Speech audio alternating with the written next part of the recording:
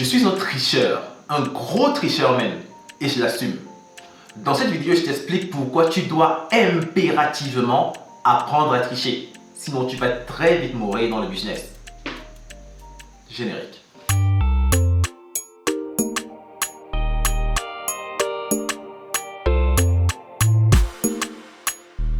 Salut à toi et bienvenue sur la page DKP B-Learning. Je suis Paul Dormeau qui est en fac et cette page nous parlons de techniques de gestion, de stratégies de création de valeur car nous sommes convaincus d'une chose, c'est que chaque Africain a une carte à jouer pour l'industrialisation du continent. Alors si cette thématique te parle, tu as deux choses à faire. La première, abonne-toi à la page et active la cloche notification pour ne rien rater des contenus à venir. Et la deuxième, partage le contenu si et seulement si tu le trouves pertinent au terme de cette vidéo. Mais déjà pour commencer, lâche un pouce bleu car ça permettra à cette vidéo de toucher le maximum de personnes.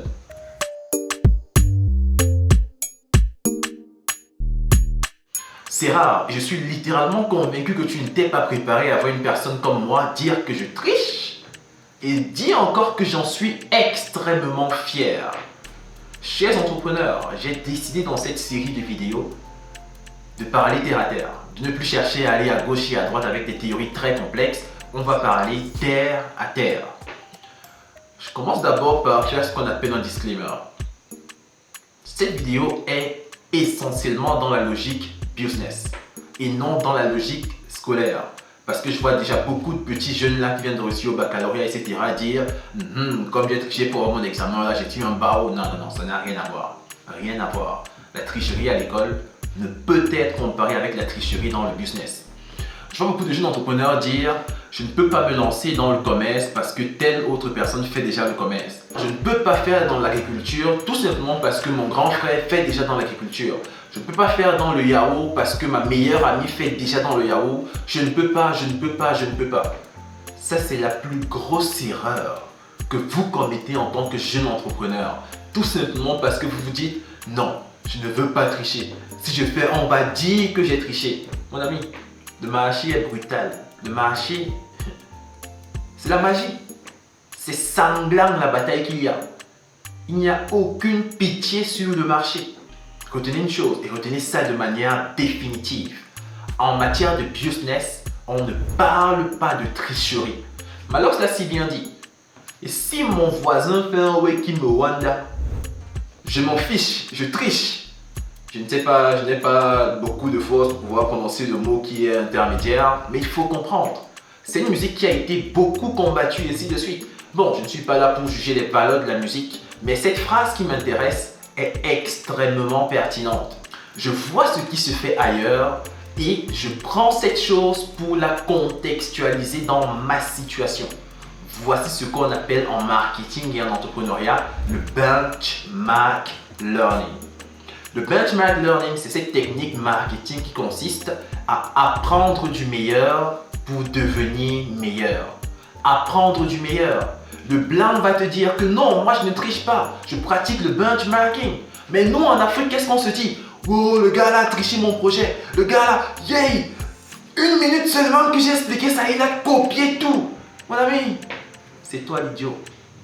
Donc tu veux créer une entreprise, être le seul dans l'univers, dans le monde, empêcher les autres de se lancer. Au lieu de se concentrer sur comment développer ton business, tu passes plus de temps à chercher à savoir qui a lancé ton business à côté pour l'empêcher d'évoluer. Mon ami, tu es un enquêteur.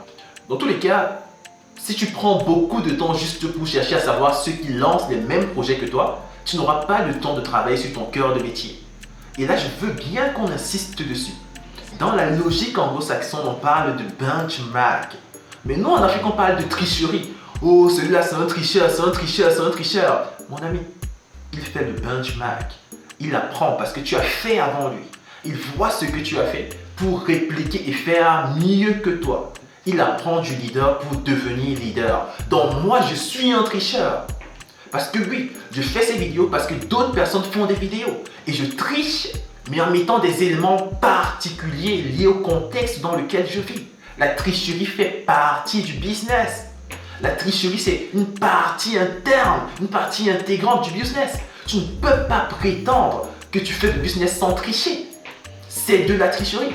Mais le blanc, l'européen, l'américain embellit et parle de benchmark, et toi tu viens me dire tricherie.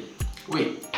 Et là, on va tout le temps être en train de dire non, on est des tricheurs, on est tout ça. Mon ami, je suis un tricheur, j'assume parce que je sais que ce que je pratique, c'est le benchmark learning. Si toi également, tu penses faire du benchmark learning, laisse en commentaire que je suis fier d'être un tricheur en tant qu'entrepreneur. Je triche ce qui marche, j'adapte avec tout ce que je trouve aux alentours et je crée quelque chose d'original. Le docteur Claudel n'oublie pas souvent de tropicaliser une solution. Et c'est bel et bien ce qu'il faut faire en tant que jeune entrepreneur.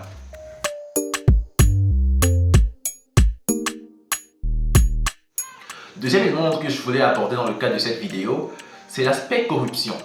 C'est vraiment et véritablement l'aspect corruption. Je vois beaucoup de jeunes entrepreneurs dire non, je ne vais jamais avoir recours à la corruption. Vraiment, je préfère déjà faire une certaine mise en garde là. Je ne suis pas en train de faire une apologie ici de la corruption, mais je voudrais tout simplement que tu puisses comprendre en tant qu'entrepreneur qu'au-delà de la guerre liée aux matières premières, il y a ce qu'on appelle une guerre économique, émotionnelle et une guerre en termes de pensée. On dit tout le temps que l'Africain est corrompu. Tout le temps. Je n'ai jamais vu un documentaire économique qui dit que l'Africain n'est pas corrompu. Littéralement, tous les documentaires étrangers mettent en avant l'Afrique comme étant un continent extrêmement corrompu. Et tous nos membres de la diaspora, tous nos frères qui sont dans la diaspora, passent leur temps à dire que oui, l'Afrique est un continent hyper, super corrompu. Je ne vais pas dire non à 100%, mais je ne vais pas aussi dire oui à 100%. Tout simplement parce que partout au monde, il y a la corruption.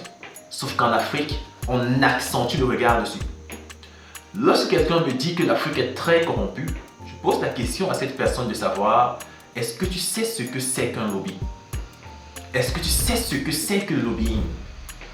Parce que si tu ne sais pas ce que c'est que le lobbying, alors de grâce, ne te permets plus jamais de dire à haute voix, quelque part, que l'Afrique est corrompue.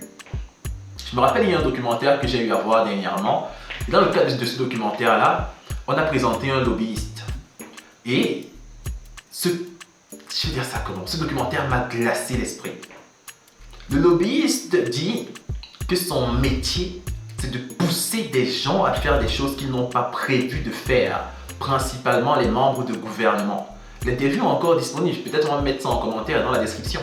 Son rôle et son travail, c'est de forcer des personnes à prendre des décisions, à forcer les députés, à forcer les membres du gouvernement à prendre des décisions qu'ils n'ont pas prévues.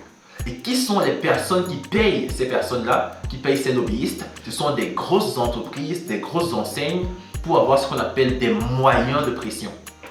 Vous voyez que là, on change de langage. On vous dit, je paye quelqu'un qui a pour rôle de faire en sorte que l'autre personne prenne la décision en ma faveur.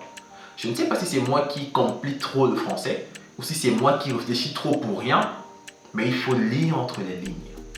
Il faut lire entre les lignes. Un entrepreneur va te dire non, je ne crée pas mon entreprise parce qu'on m'a dit que pour pouvoir faire tel, il va d'abord falloir faire X, Y, Z. Il faut savoir être lucide et prendre les bonnes décisions au bon moment. 90% des entrepreneurs ont déjà fait recours à des pratiques peu recommandables pour avoir accès à une situation, pour pouvoir gagner un marché, pour pouvoir réussir à avoir un avis favorable par rapport à eux, etc., etc.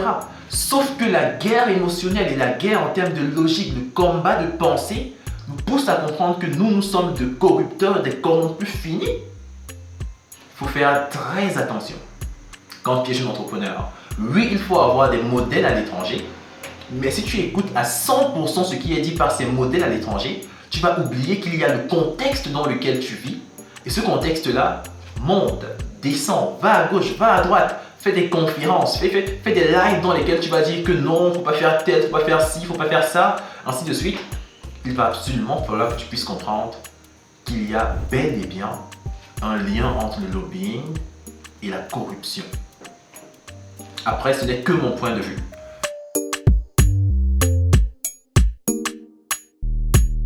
De manière particulière, il faut comprendre que la manière dont on appelle quelque chose peut rendre la chose plus belle ou alors plus laide. Je fais partie d'un lobby. j'ai fait appel à un lobbyiste pour gérer telle situation. Et alors, ou alors, j'ai corrompu tel. Vous voyez qu'il y a une très longue distance. Oui, les deux ne sont pas assimilables à 100%, mais la finalité généralement quelquefois est la même. D'ailleurs, je reste ouvert au débat et laisse-moi ton point de vue en commentaire. J'ai vraiment besoin que l'on mette les points sur les i par rapport à ce genre de situation. D'un côté, on parle de tricherie, surtout en Afrique. De l'autre côté, on parle de benchmark. Apprendre du meilleur pour devenir meilleur, ça devient trop beau. Ça devient même sexy à la limite. De l'autre côté, on parle de corruption, toujours en Afrique. Juste parce qu'on veut nous faire passer pour des monstres, des tout ça, etc. Et de l'autre côté, on parle de lobbying. Bref, faisons l'effort de lire entre les lignes. Si tu as aimé cette vidéo, laisse un pouce bleu, ne l'oublie jamais. C'est parce qu'on a cru qu'on a commencé. C'est parce qu'on a commencé qu'on pourra devenir quelque chose. Believe, begin, become. À la prochaine vidéo.